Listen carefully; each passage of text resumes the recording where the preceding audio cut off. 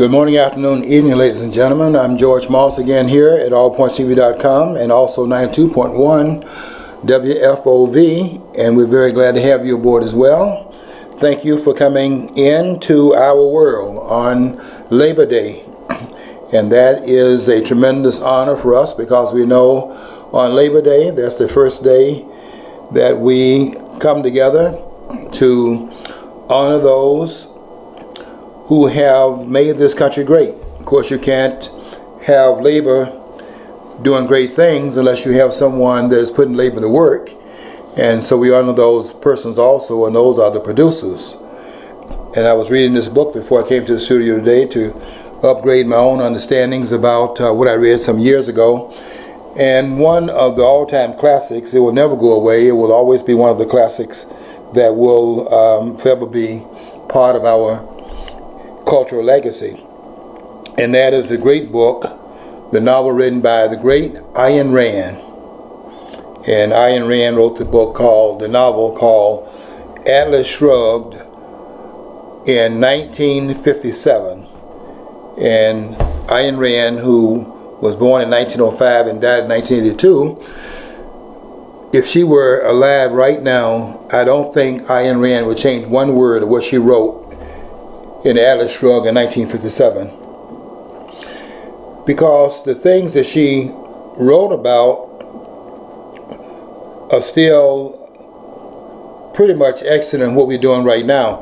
I honor labor. I do honor the laborers of this country, and Labor Day is a very important part of this country's heritage.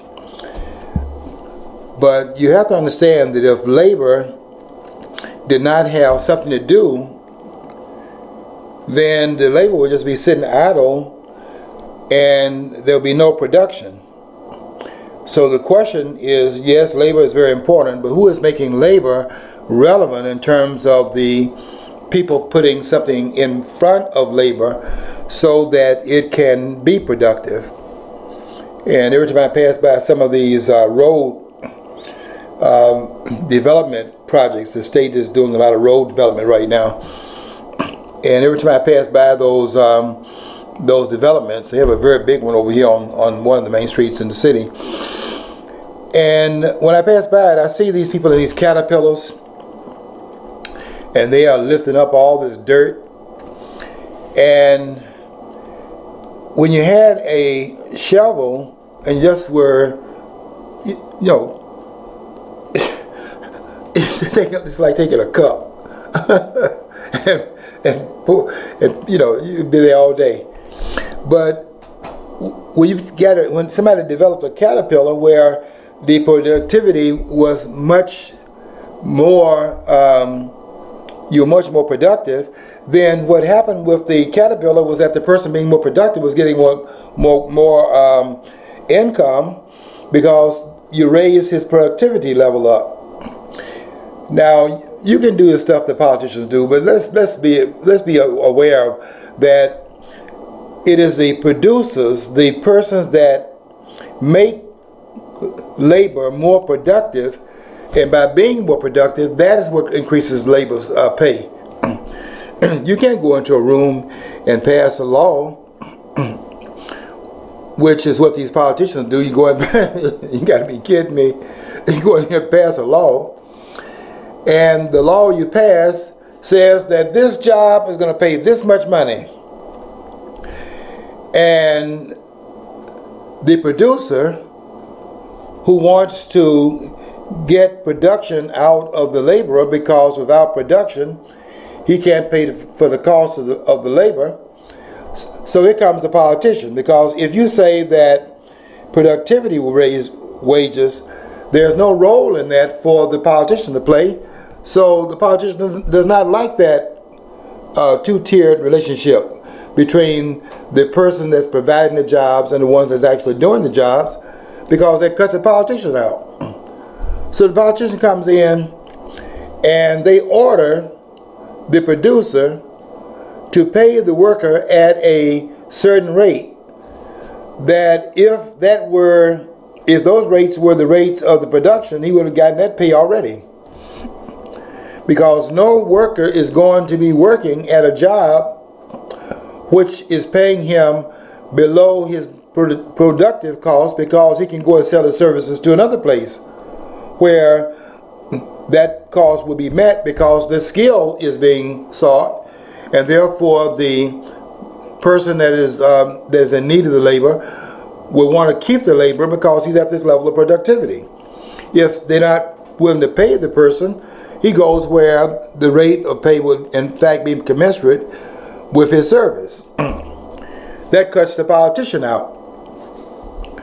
So the politician comes into it, and he then decides he's going to be relevant. Therefore, he orders the producer to do something that's not in the interest of the producer, but also something that's not even in the interest of the worker as well. And that is, the worker has an artificially inflated rate of pay at the minimum level, at the minimum wage level. The minimum wage level is where you have the most minimum skilled laborers. And so it doesn't even do a service for the minimum skilled laborer either, because by raising the rate of pay beyond the level of productivity, the producer seeks out a way to have the labor done so that the production level, which should drive the pay, since it is now not commensurate with the production, but is out of whack with it because it's been ordered by the bureaucrats to be at a certain point, the producer then responds by trying to find a way to bring a balance in between the production and the rate of pay, with all the benefits that the workers get today. And so they raise the rate up, like they've done in a lot of states. They raise it up to $15 an hour. And these jobs, these minimum wage jobs, let's say make one of these fast food restaurants, for example. Those fast food restaurants don't get customers coming in all the time. They have a breakfast crowd that comes in, and between breakfast and lunch there's a lull, but the hourly rate is continuing to go, but there's no customer base coming in there, so that the productivity, by the very nature of the business, goes down. It's up and down all day long, because after every rush period there's a lull in the between that period and the next period, where there's an uptick of the customer base. But you don't have the ability to regulate the pay up and down, so that, because it's rigidly put in place by the bureaucrats, so there's no adjustment in the pay. So the employer, I'm calling him a producer, but the employer who is producing the job, he's the producer of the job. He has one other recourse to, in fact, stay in business, and that is, with the production going up and down, but the rate of pay being the same regardless as to the rate, the fact then becomes, how do you get the work done, the production done, and you don't have to absorb the cost that's incurred by having to pay at a certain rate up and down with the production, and the rate of production does not pay for all the hours the workers are on the job. That's very true in the fast food industry. These fast food restaurants, you go in there a lot of times, just they're standing around. And why they're staying around is because there's nobody at the counter. But that hourly rate goes on. So how is he going to fix that? It's prohibitive, given the fact that it is a rate that is ordered to be paid by the state, by the government. Producer or the employer decides that the minimum wage, without which, if it's not paid, the person is in violation of the law. In other words, there's when the government is in the negotiations, not at the table, but in the bureaucratic rooms, the corridors of power, there is the person there with a gun. And the gun is, you pay this rate, or you, in fact, go out of business, or you go to jail. Now, people say, well, they shouldn't lay the workers off. Well, yeah, the workers should not be laid off, under the condition of the marketplace are ordering things, if the business is booming, then the market will in fact maintain those workers. But if the government comes in and orders a certain relationship between the employer and the employee, the laborer and the producer, if the government comes in between those two that are bargaining and negotiating and having a contract between the two of them, if a third party gets involved in that, then that skewers the relationship and it leads to a great amount of unemployment. It doesn't even serve the minimum skill worker because the workers are laid off. And when they say the minimum wage now, I'm talking about the minimum wage. When you say what is the minimum wage, the minimum wage is zero. Now they can say $15 an hour on the books. But if you lose your job and you are no longer employed, what is your wage at that point? Your minimum wage is zero. And that's what politicians cannot see. The minimum wage law creates unemployment. I was reading a book, a very good book, by Stephen Vetter, called Out of Work. And this is before Roosevelt started with the minimum wage. And Vetter talks about, he shows in his charts, what he's talking about with the minimum wage being put in place. You see the minimum wage going into place, you see the downtick in the number of people that are employed. And when you look at that and you look at all the indicators, every time they raise it throughout history, when they raise it, the unemployment rate, one goes up, the number of people that are employed goes down. Or you can say when the minimum wage goes up, unemployment goes up with it. It'll be a way of saying the same thing. You raise the minimum wage, the number of persons that are retained in the employment world at the bottom tiers will in fact go down. The number of persons employed will in fact decrease.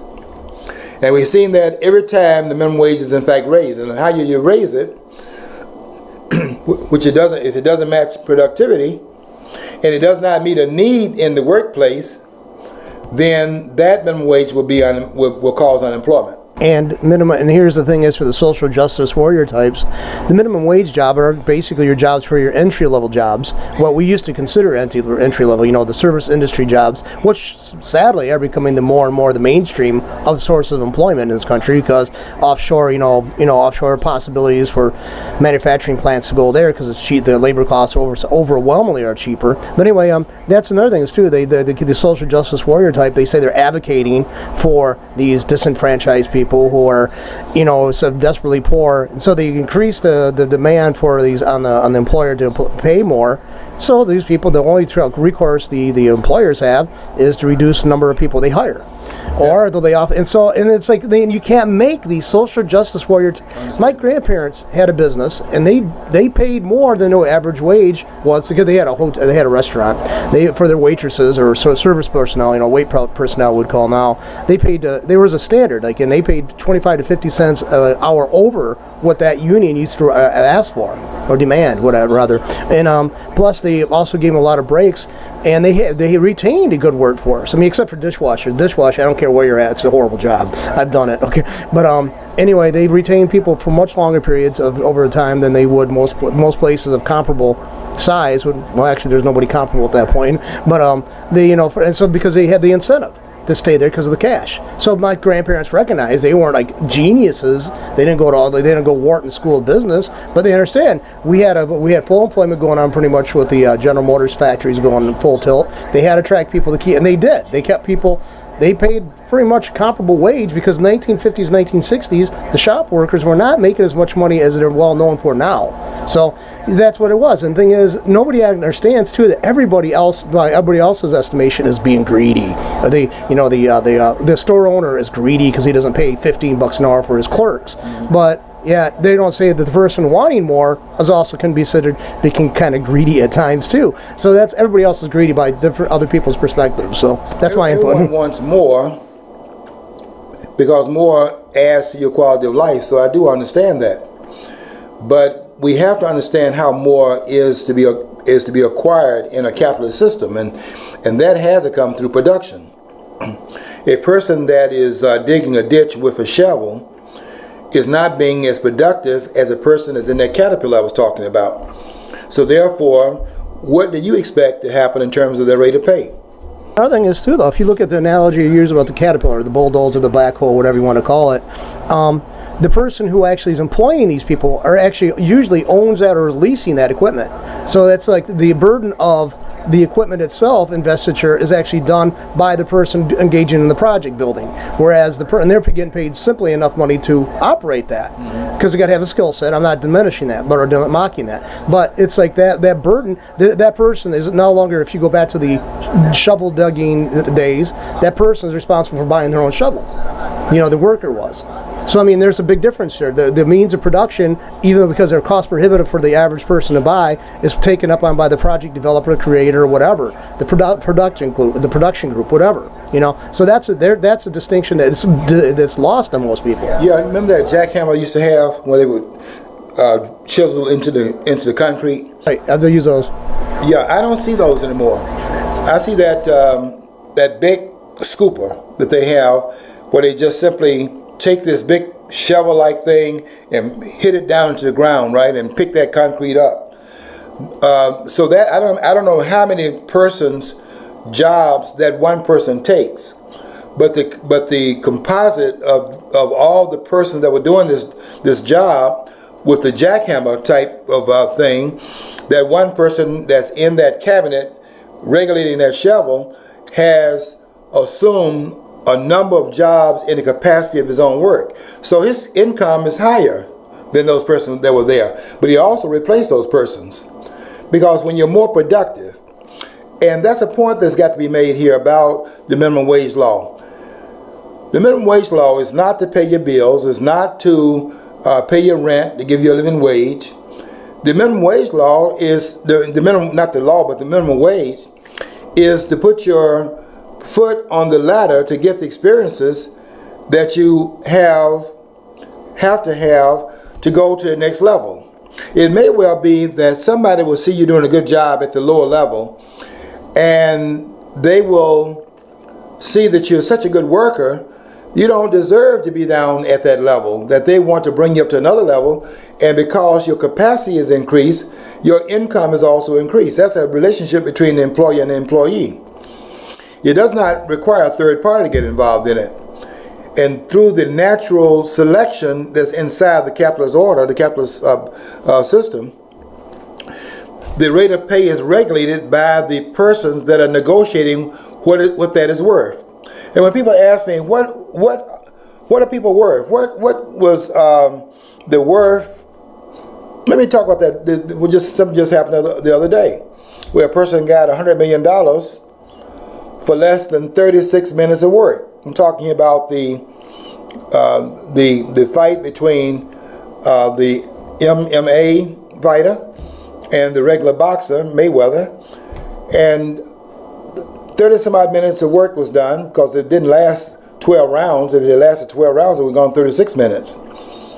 And that's excluding the amount, the 1 minute rest time, because and they're resting for 1 minute. They get 1 minute to rest after every round. They go over there and rest, and they get it. And Mayweather made $100 million. Now, if anybody asks, how much is that worth? Nobody can set a price on that. Only the market knows how much that is worth. The question is, how much is the market willing to pay? And one of my friends bought the fight. and we you know, I hope we're not going to change this. We all double up and triple up, and 5 of us over there, maybe 6 or 7 of us over there this time, and we split the cost among all of us. So the $100 is kind of like divvied up. But that fight costs $100, and if people did not buy it, then that negotiation goes down, and there's not $100 million at the end of the fight to pay Mayweather that kind of money. But there was no coercion involved in it. They had the market to determine that. So was Mayweather worth $100 million for that fight? Yes. Why? Because the market determined it. We don't know you don't know what the value is until the market determines it. I pretty much determine all the costs of what I buy, because the things that I buy, I pretty much buy them when it's on sale. And I take my mind's eye is I take a picture of what are they charging for it when it is on sale, because I know one thing they're not going to do. They're not going to sell it underneath the cost of having made the product. Otherwise, I mean, that is, you know, what is that, stupid? So I know they're not going to ever sell it where they're absorbing 100% of the cost. I mean, that would make no sense. Any person that does that, they're out of here. They're not in business very long doing that kind of a business practice. So the person that puts it on sale is telling the person that he's trying to make a contract with is that my initial price, you didn't go along with that. And I cannot make you buy it at the price in which I first set. So the question is being asked now, can I sell it to you at this price? Now the government does not do that kind of negotiation. This is negotiation going on here. And sometimes you see them do the other thing. They'll put it on sale and then they'll reduce it from the sale price. Why are they doing that? Because the producer has found out that even when he cuts the cost and puts it on sale, and what does he mean by sale? He means he's putting it on sale because he could not sell it at the original cost. He puts it on, look, it's already on sale. Can we understand this? It's already on sale. You can't walk out of there and don't pay for it. It is on sale. But they put on there a tag saying this is on sale. It was already on sale. I mean, it's not free. And sometimes, you know, free is always a cost that we all want to assume. You know, they say free. They put free on stuff. So they say 1/3 of this product is free. So I go to the store with some of my friends. I said, now I'm going to go over here to this box. And since it's 1/3, I'm going to measure that in this box, pour it out into another bag and walk out with it. What do you think will happen? And they say, don't even think about that with me here, which I'm not going to do that. I'm just making a point. My point is that it's not free. If it's free, the person goes out of business. You can't operate a business based on free. When these politicians start, give me a break. When these politicians start talking about free, you hear people like Bernie Sanders. These people are thieves. They're talking about free education, free health care. Do you know of any doctor that has to pay light bill and they got nurses in the office? You've been there. You've seen these dentist offices where the dentist does the heavy work. He got all these other workers doing the minor stuff, the stuff that they can do that the nurses cannot do. He does that part of the work, but the cleaning and going in for minor things, the other person do that. The dental assistant do that. The dentist does stuff like filling your teeth and things like that, the technical stuff. And we're gonna take a break right now because we're coming up on the WFOV break at the 26-minute mark. We'll be back with them in 4 minutes, and we're glad to have you with us. We'll be bringing you back up to speed once you come back to the network.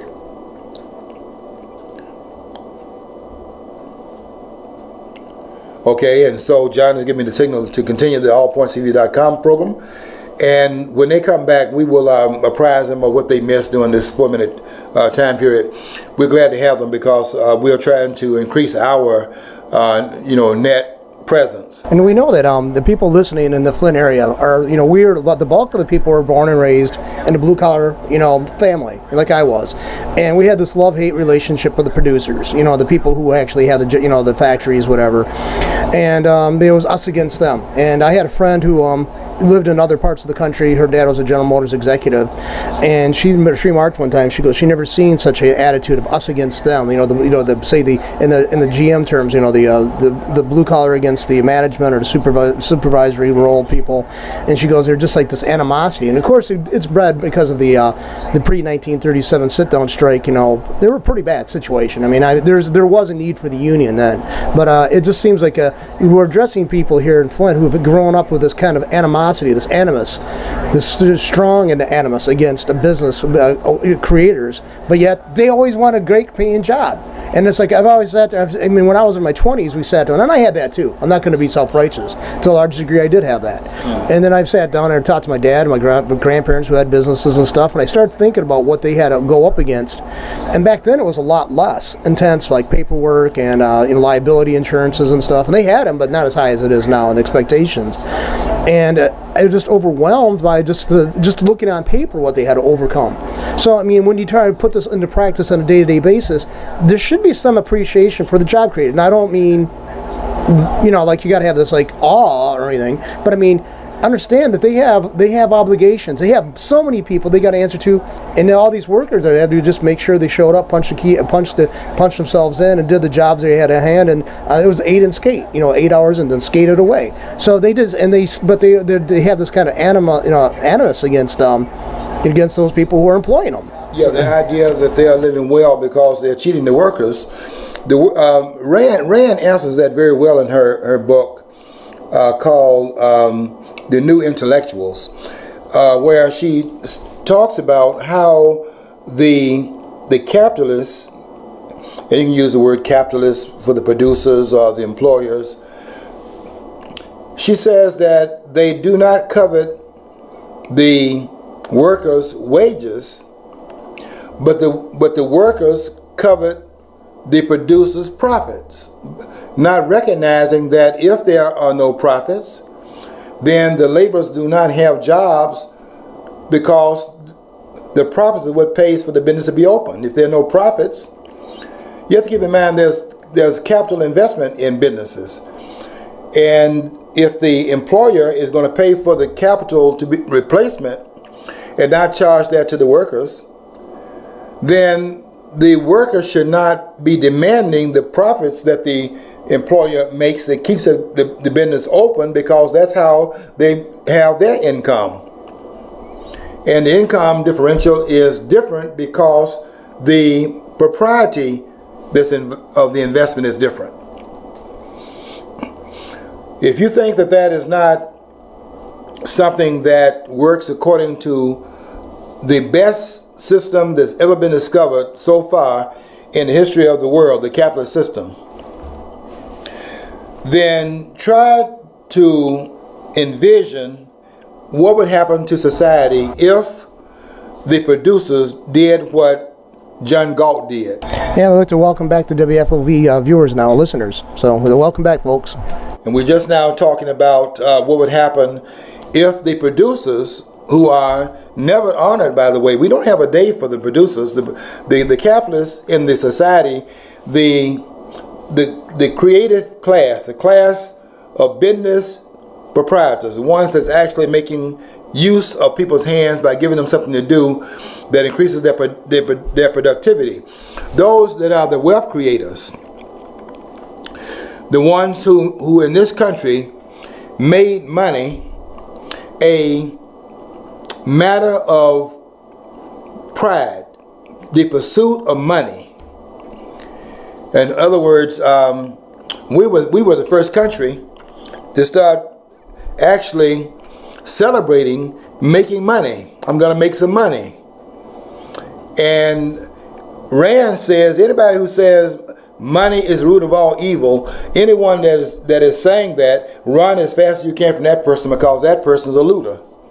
Besides, you know, the biblical thing is not the money is the root of all evil. It's the love of money that's the root of all evil. See, it's like in a business sense, it's not a love of money. Well, it could be too. I mean, and in some ways, like, I hate to say this, but it sounds kind of like against the, you know, the Christianity, which I was raised with.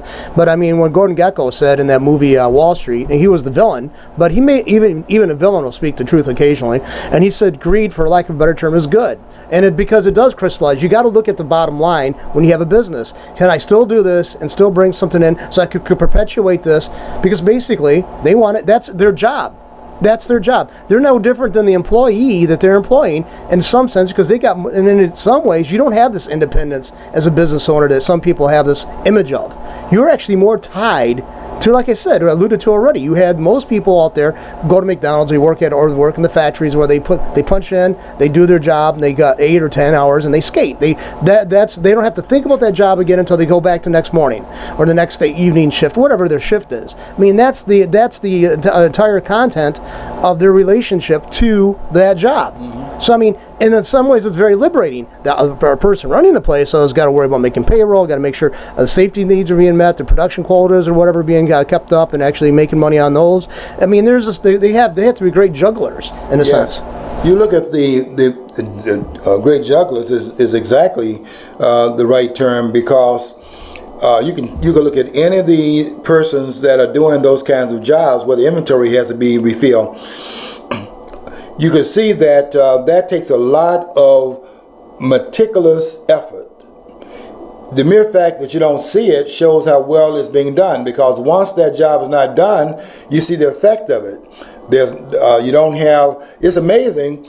You can go to the restaurant, for example, and you can order anything on that menu, and it's very seldom you go there, whatever time you go, doesn't matter if it's early or late, and they say we ran out of that particular item. And they've gotten so good at it that when you go to the stores, you know, I don't know if you noticed at the where they run these things over the codes. You know, as you're now checking out of the store, you got all your groceries, and you're now getting ready to check out all the things you're getting ready to buy. None of it is free, by the way. And this thing, you hear this sound. What it's doing is calculating up not only the cost, and the cost comes up on the screen, so you know that this is what the price is there. If it's on sale, then that price is then given, then it's reduced to the sales price. It's doing that computation, but it's doing another computation also. It also is doing something else here in terms of how much that inventory that's inside of that store is now being reduced, so that they have an idea of when the need for ordering more inventory is going to have to take place, so they don't run out of the goods. Somebody has to go in after the store hours close and read the slip to determine, with tens of thousands, probably more than that in many of these stores, some of the larger ones, tens of thousands of things have to be ordered based upon when the inventory is going down of particular items, and they're going down different times. Different items are going down at different times, and they have to be able to order these things in a time period, so you're not going to the store and the shelves are incomplete, because that creates patron dissatisfaction, and your business is hurt because the other guy down the street is doing a job. He's creating competition down the street. So your efficiency level has got to be up on the spot. And that person has got to compete in that business with the one down the street. And that's what keeps the pay up, because it takes skill to do that. And the other guy got skill down the street. He's also paying at the top of the scale also. The competition creates the market price. If there were, like in basketball, if there was every basketball player that was as good as, well, I'll call a name out here, Steph Curry, who got a $245 million contract. We thought, wow, that is unheard of. $40 million plus a year to play basketball, and they play 82 games in the regular season. If they get to the playoffs. There's some additional games they play, and then you get to the finals, and you play. If it goes the whole 7 games, you play those games. Maybe 100 and some odd games during the season, you go all the way. But who determined, if everybody was as good as Steph Curry, then the market would not be able to pay all the players at that rate. But because his production is at a higher rate than many of his teammates, their rate of production is lower, so they get this salary. His rate of production, those 3 points they're shooting from down, the guy's shooting at half court. Not everybody can do that. And so his value to the team, because the 3-point shot puts more points on the scoreboard than a 2-point shot, so the production is higher because he's hitting 3-pointers. And they pay him at a rate higher than some of the other players. The production is what sets him apart from the others. But if everybody was doing that, you would not have, because of if the productivity is the same, you would not have anybody standing out because they can all do that.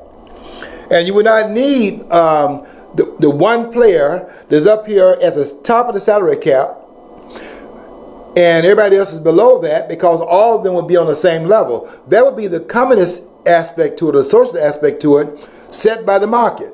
But they don't want to do it that way.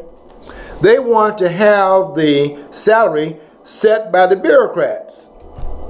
And that's a socialist network where they come in as a government. When the government comes in, the politicians come in, and they socialize it so there is this evenness that's mandated not by the market because the skill levels are such and production is such. They do it because they're going to mandate it because it gives them a role to play in the marketplace, where there should not be a role for government in the marketplace. There should be absolutely no role. And when we had that understanding, and what understanding did we have? We had the understanding that there was a implied separation between the state and the economy. It's interesting to me that we can find an implied, and it has to be implied because it's certainly not written, an implied separation between the state and religion. It's no more explicit in the Constitution than it is the separation between the state and the economy. There's nothing in the Constitution, in the First Amendment, that mandates the separation between the church and state. That's made up. Yeah, well, see, by the court. See, I like about it too. The progressives, liberals, whatever, are very selective on what they choose from personal writings, and that's where it comes from. They don't like the Second Amendment. On the average, most of them don't, and they want to attack that. And they'll say that there's a right to limit what you can do. That's that they didn't mean this. It wasn't like a sacrosanct. When it says right in there, it should not be infringed. Okay, and another thing is too, they take that one little piece out of there that it was written by the Jefferson to the Danbury Baptist Church about the wall separation of church, and say, oh, there's a separation of church and state inculcated in our Constitution and Bill. No, it's not.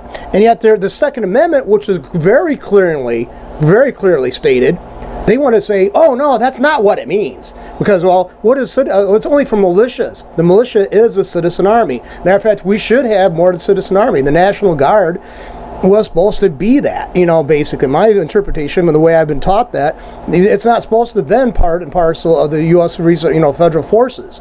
And originally, the original intention was for that state to actually have a way of fighting against the federal government if they had to. Yes. That's what it was. And you can't, oh my God, you say that to a progressive now? They're screaming, fitting, almost like dying. It's like they hate you for saying it, but that was they had a realization that any power, once they gain, is going to seek out more power, and that's where they want to limit. They want the checks and balances. Not that the states are always right or anything else, but neither is the federal government. But that's going back to the point that the separation of church and state thing is like, that's the creation of those who, okay, I don't want everybody to say a prayer in school. Okay, I don't want that, because guess what? That opens the door. Now you're going to have the Muslims saying that, or the Jews, so you're going to have a contention. So keep that out of the school. I think that was prudent. I think it's basically not to go against anybody who exercises that on their free time in a church, like in a school, but not to mandate that everybody has to follow these said prayers from a established church or the religion doctrine or whatever.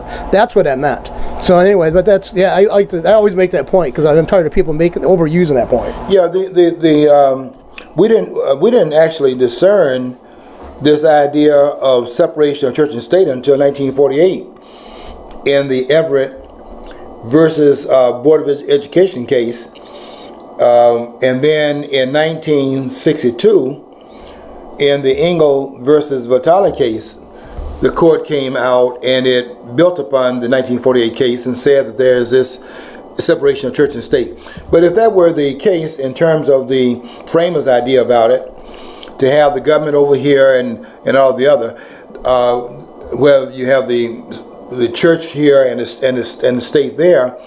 If that were the intent, then you would not have been having, at the very beginning of this country's history, at the very foundational points of this country's history, you would not have had the framers having service in the House of Representatives, like on Sunday. The building would close down for the government's business, and then on Sunday they would have a service, a religious service, in the House of Representatives, and they still have prayer. They still open prayer up in that body. Sometimes they have Muslims to do it, but they open up with a prayer. What the ordinance is calling for in the First Amendment is that the federal government cannot be involved in the establishment. It's the establishment clause. We don't want government. Think about this for a minute. You don't want government establishing a religion. Why not? Because if it establishes a religion, it's an establishment clause. You then have the government as the establishment of a religion persecuting other religions, because it is a religion different from the one that they had. They've been there and done that. They're seeing that with the Pope.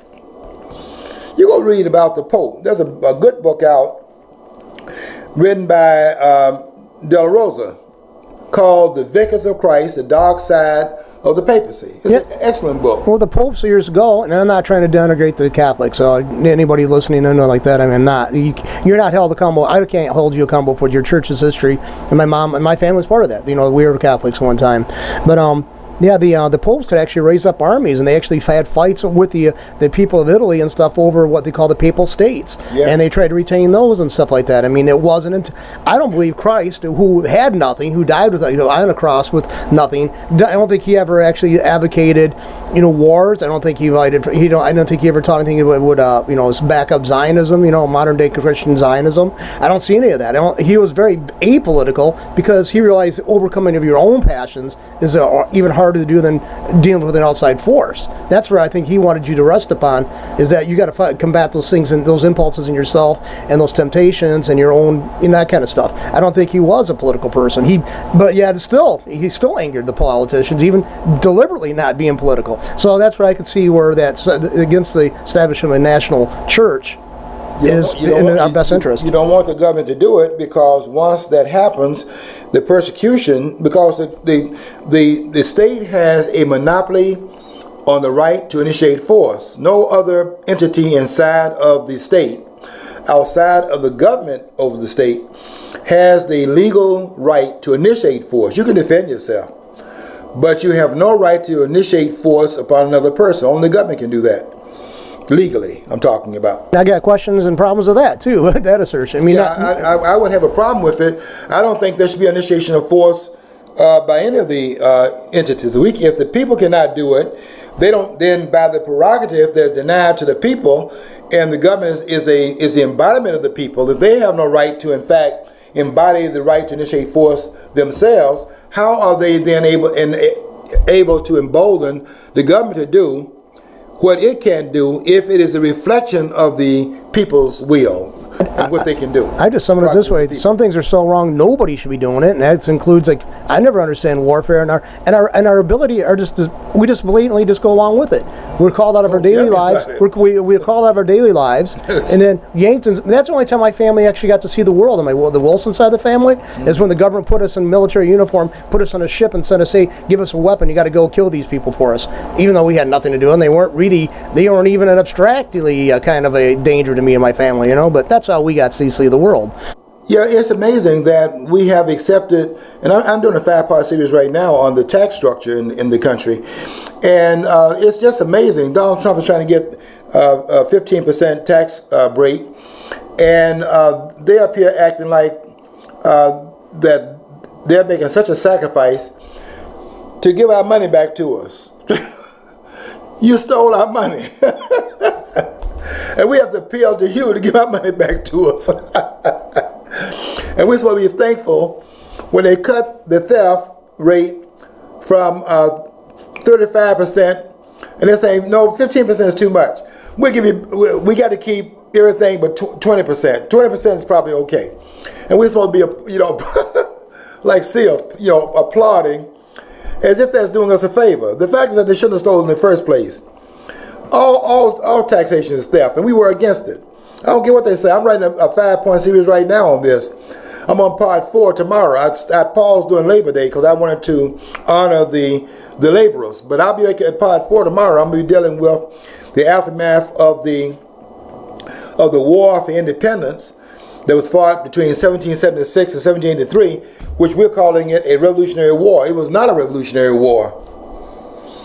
We have not had a Revolutionary War in this country. You can forget that. That's nonsense. Matter of fact, there are people in Parliament in England who actually also saw that there's a legitimacy to the claims that the people here were making, the colonists, the patriots were making, and it was like, I think the Pitts actually were, you know, both were sympathetic to the American cause, well, not American cause, but the American opposition to what the English government, the British government was getting away with. So let's put that out there too. I mean, Samuel Johnson wasn't sympathetic, but yeah, there were. I'll tell you who was sympathetic.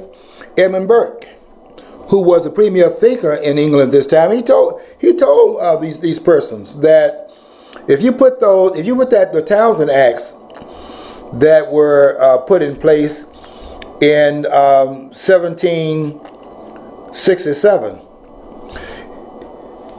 he warned them about that. See, this idea of you taking people's money, it wasn't taxation without representation. It was taxation, period.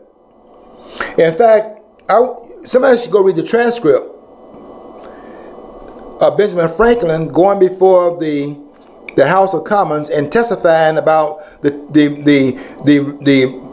refusal, the anger in the colonists about the taxation. It was Franklin that said that the colonists do not mind external taxes; they mind internal taxes. And so it took Franklin at his word. Franklin didn't know what he was talking about. He learned to regret that. They took Franklin's word, and then Edmund Burke is over here telling them what the truth was. This is going to cause a problem. They didn't believe Edmund Burke, but Burke had warned them. This is going to be a problem for us. Because they were hanging people in Europe. In France, for example, France had war with Spain, and they were saying they went and told the king that a Frenchman in the army in Spain could walk down the streets and be safer walking down the streets in Spain, although in war with Spain would be safer walking down the street than a taxman in France, because that's what taxes were about. That was considered theft. It wasn't representation. That was their money. Now, the government all of a sudden can't find a separation between the state and the economy, although Rand is correct in saying that capitalism is implicit in the Constitution. The only problem is that the framers, assuming it to be implicit, and that it will be understood to be government hands-off, because it's not. Why would it be government hands-off? Because it's not enumerated to the government to be involved in health care, for example. That's why it's like whenever somebody says this president's responsible for a booming economy or this one's caused a downturn in the economy, I'm always, because I know about the system, the only thing they can do is offer tax breaks or incentives like that. That's right. But they can't go and change and not having a control of General Motors. I would have said they can't. What they did then, I think, was wrong. Well, you know, during the Obama administration, everybody says we had to do it. I don't think so. I mean, GM got themselves into a situation the taxpayers should not be on the hook. They shouldn't. I mean, that goes again. I'm a true capitalist.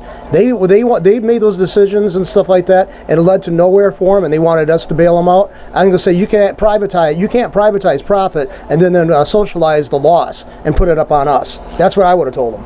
You're telling them right. The government doesn't have anything to do with production up or down other than getting out of the way.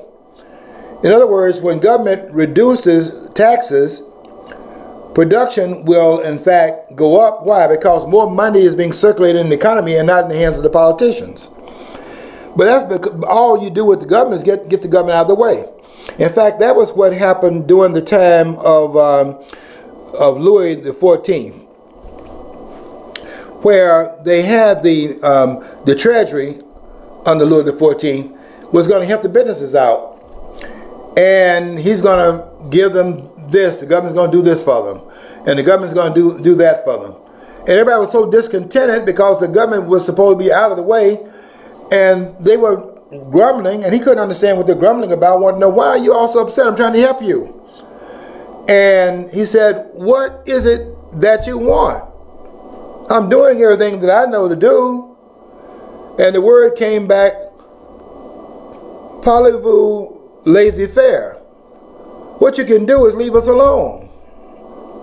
And as long as we have that idea in this country, starting with 1776, I'm writing about this right now because I'm going to have to rewrite what this whole fight was about in 1776. Because this fight was over M-O-N-E-Y. This is not a revolutionary war.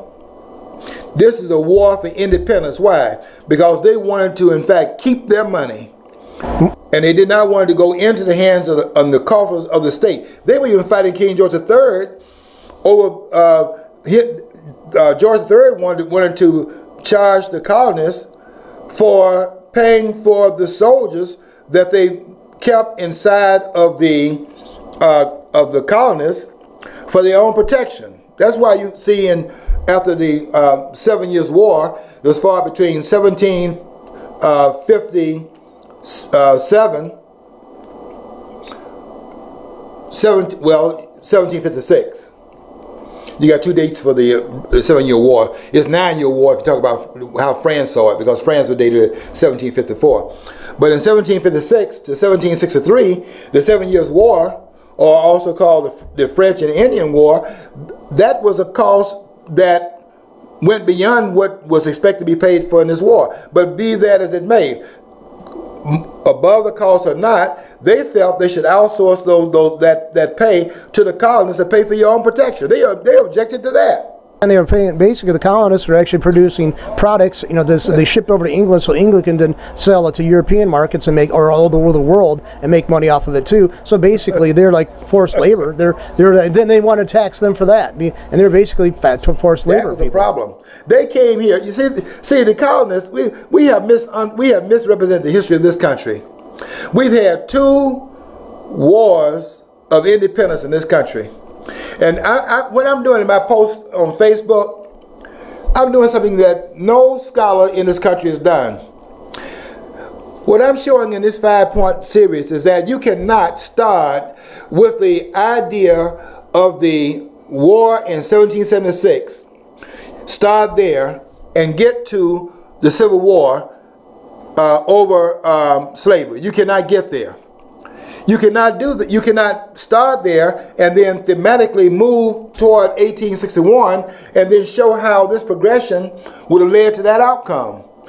But if you start with the real issue that was involved here, which was money, this war was over, you can then trace it in terms of everything that happened from 1776 to 1861. And I'm proving that in my post. we've had 2 wars of independence in this country, and both of them were fought over the same thing. They came here to get away from the taxation. That's why they came to the United States.